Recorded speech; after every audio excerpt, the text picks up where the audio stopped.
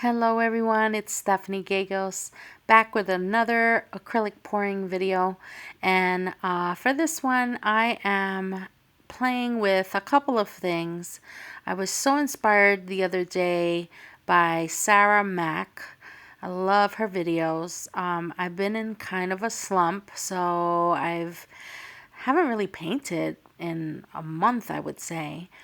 The funny thing is that even when I'm not painting, I'm thinking about painting or I'm watching videos of other artists painting. So I was watching Sarah, and she was using both the 24 karat gold by Deco Art as well as the satin enamel in some of her paintings, and she was doing a ring pour in a certain way, and I kind of tried to do that. I don't think I achieved the results that she did.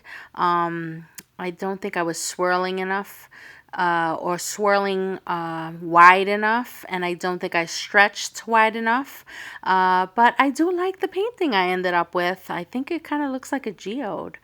I used the following paints in my painting: Cyan by Lucas, and Arctic by Lucas, and Bright Aqua Green by Blick Studio Acrylic, Prussian Blue Hue by Liquitex Basics, and Indigo by Golden, that's the high flow, and Deco Art 24 karat gold extreme sheen, Satin Enamel by Deco Art, as well as some Artist Flow white. And my mix is about half Floetrol and half PVA added to all of my paints. I did not add PVA to my gold, nor to the satin enamel mix. I did add a little bit of Floetrol to the satin enamel, 1-to-1 ratio.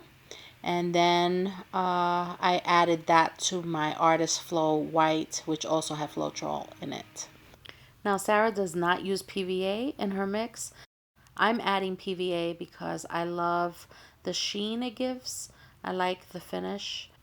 So now I'm just adding the paint to this pitcher, but unfortunately this pitcher is very tall, and it's really meant for, I guess, bigger paintings. I think that's what I was thinking when I bought it.